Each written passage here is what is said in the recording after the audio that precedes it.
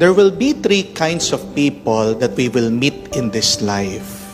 May tatlong mga klaseng tao tayong makakasalamuha, makikita at makakasama sa buhay na ito. The first one are what we can call black hole persons. Sila yung mga taong palaging walang gana, walang energy.